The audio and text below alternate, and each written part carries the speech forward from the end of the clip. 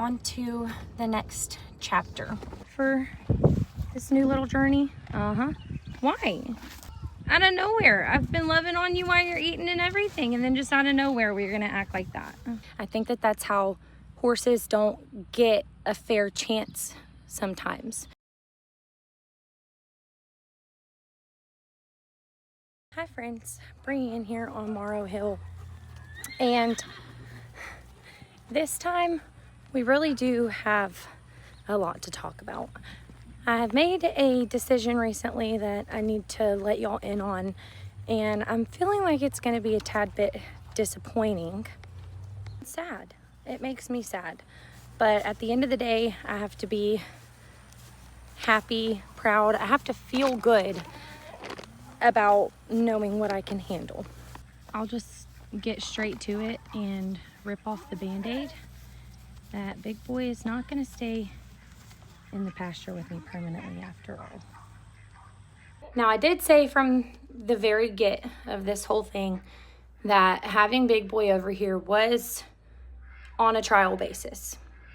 Things were actually going really, really well, and I may have gotten a little bit ahead of myself talking about building him a stall and changing his name. But like I said, things were going really, really well. Now, before I get into the issues that I've been having, I want to say a couple of other things first.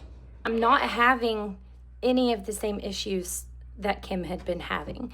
And when I tell you about the issues that I've been experiencing with Big Boy, I want to be very clear. Stop it! I want to be very clear in saying I don't think that Big Boy is a bad horse. I don't think that he's just ruined and unfixable and unworthy. I don't believe any of that. I just believe that on a personal level, I don't have the time to dedicate to fixing the issues. I probably don't have the experience or the expertise. Maybe I need to fix these issues, and I just can't continue to worry about bringing my kids in the pasture because of these issues. Now, I've got to get everyone fed up right now. I'm just gonna kind of video as I go along. I'll see if any of these issues are present right this second, and we'll kind of go from there. Again, feed time is not my main issue, but maybe I can still get us a little example. Kim had an issue with Big Boy and all of her goats during feed time, and there being food aggression there. And while I'm not experiencing the same thing, and Big Boy has not been an issue at all with my goats, Big Boy and Tigger are continuing to have some small issues that seem to be progressing into larger issues. Like the one that I just missed, where he would not let Mr. Tigger go into his stall. Go into your stall. Go ahead. Big Boy, you gotta go. Okay. Issue number whatever, one of the issues, starts here. Eventually, he is coming. Eventually. But he gets stuck with Barbie. Stuck. Go. Go. Go. Go. Go. No. Go. No. No.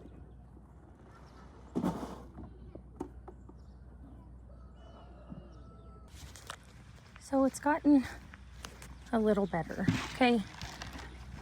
And usually I would do a little bit more and run him off the food, and we'd work on it. Put your ears up. But I'm not gonna do that today. I'm gonna let him enjoy his meal, get some loving on him while I talk to y'all. Because again, I am sad. It's a hard decision to make. Put your foot down.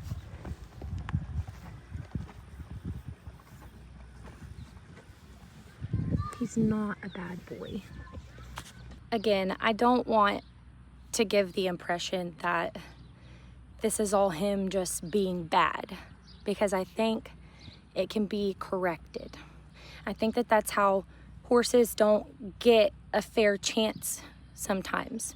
It's because maybe a previous owner is ashamed to say, no, I can't handle it. This is too much for me. I don't have the expertise.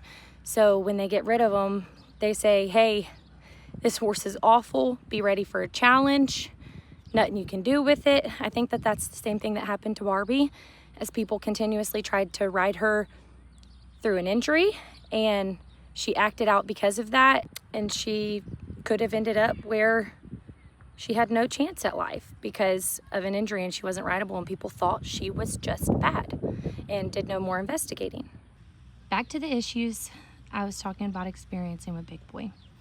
I said another one of them started where he was just waiting at the gate right by Barbie. He seems to have grown a great deal of affection for Barbie. He loves her. And we know that Tigger loves Barbie like that too. I don't know if Barbie is just that girl that everybody wants to have, or if this is a result of him not having pasture mates in the past, and this is just him experiencing that. But the love for Barbie has grown so great that he won't let Tigger near her anymore. Excuse me, are you out of your mind? That is asking for trouble. You better back it up. I had said previously that the horses would all stay in the barn together at night and hang out without a hitch, and they would coexist together peacefully anytime except during feed time. And that is no longer the case. Elfie. Which is why I say these issues are progressively getting worse. It's to the point now that I'll look out into the pasture and Big Boy is not letting Tigger anywhere near Barbie, nor Barbie anywhere near Tigger. And it's not even something that Barbie enjoys or that she... Ow! Something she enjoys or she is reciprocating. You're smashing me. I'm trying to have a serious conversation here.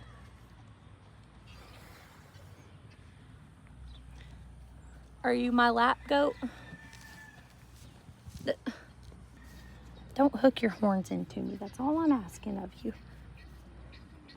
I got that goat off me. Now let's try again. She tries to. Barbie tries to go and see Tigger in the pasture. But it's gotten to the extent now where Big Boy is hurting her. He's going circles around her and driving her in the direction he wants her to go, which is always opposite of Tigger. And then after he gets Barbie out of that general vicinity, he then goes after Tigger. And listen, okay? I can't have a horse over here who is going to turn everybody else sour. It's not only Tigger that Big Boy won't let Barbie close to. It's me as well. He doesn't allow me to love on her. And I don't want that to get us to a point, Barbie and I, to a point where she no longer wants me to love on her either. I can't have that. We've worked so hard for this.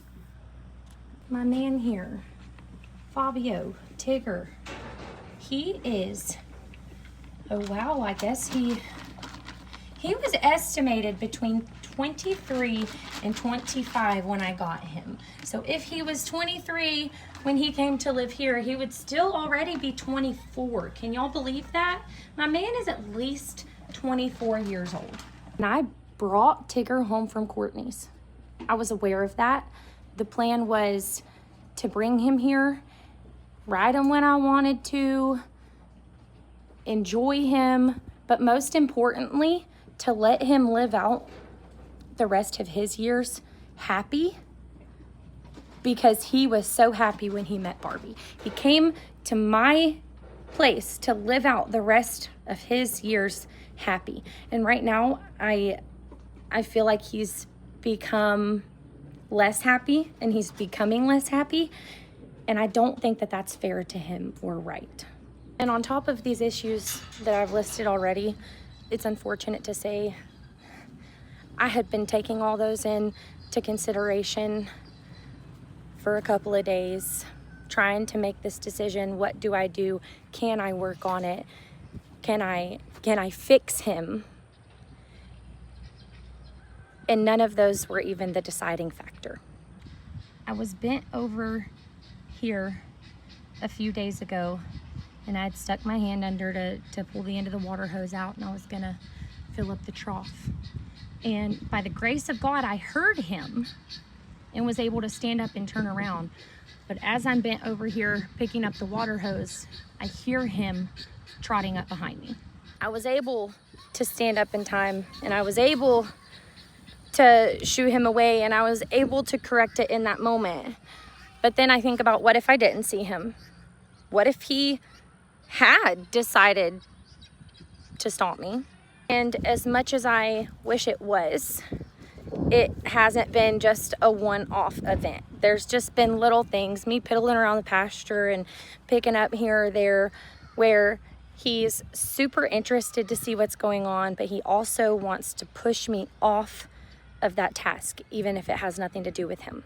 So while it was an extremely hard decision to make, and one that I feel very, very guilty for, I do feel like it is the best decision for me personally, because I can't keep being scared to come out here with my kids. I can't not bring the kids out with me anymore because I have one unpredictable horse in my bunch.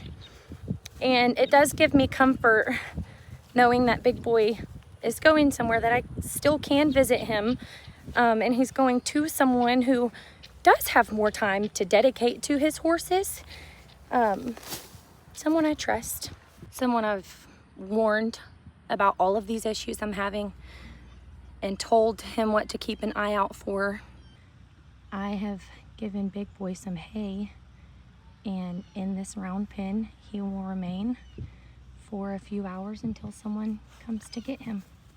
I know in the past it was talked about what would happen if Big Boy didn't work out in my pasture, and it was always said that if he didn't work out here, he would go to Jamie and Jamie would try.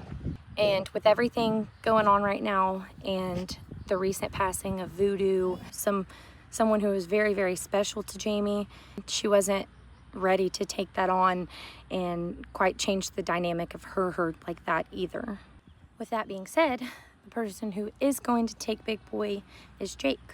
When Jake gets home today from doing his work stuff, he's gonna come over and take Big Boy back to his pasture.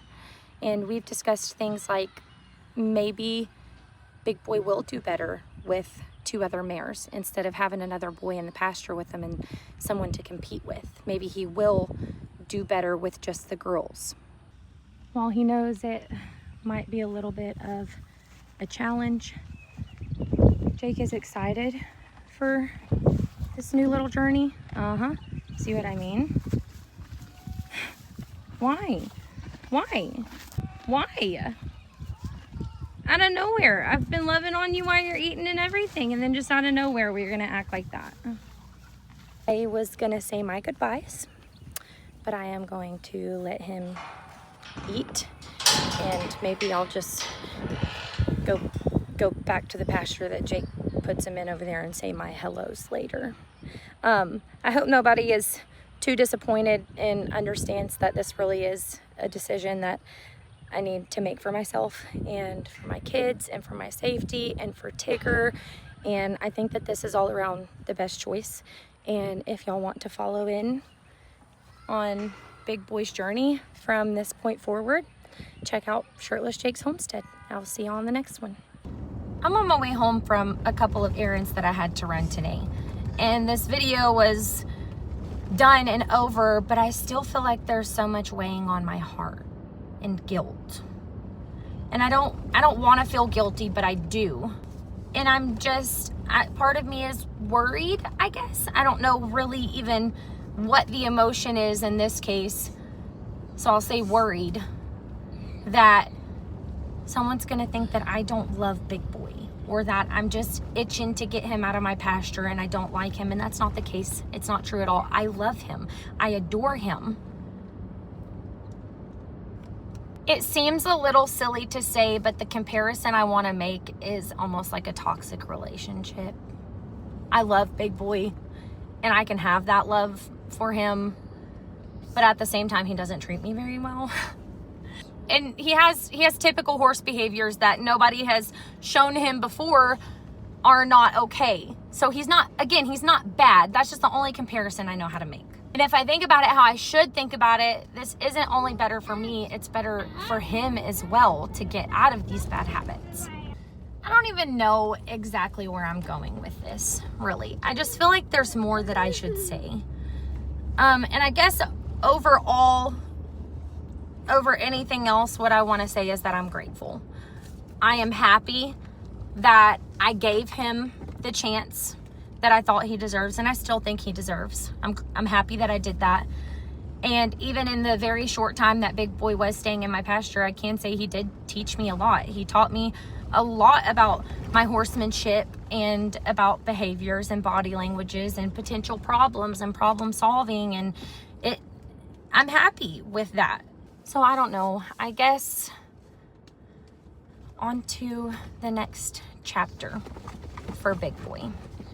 And I'm excited to see what it holds for him. And this is not even an official goodbye, because he will still be around and I can still make those visits. And for everything, I am grateful. Thank y'all for tuning in, and I will see y'all on the next one.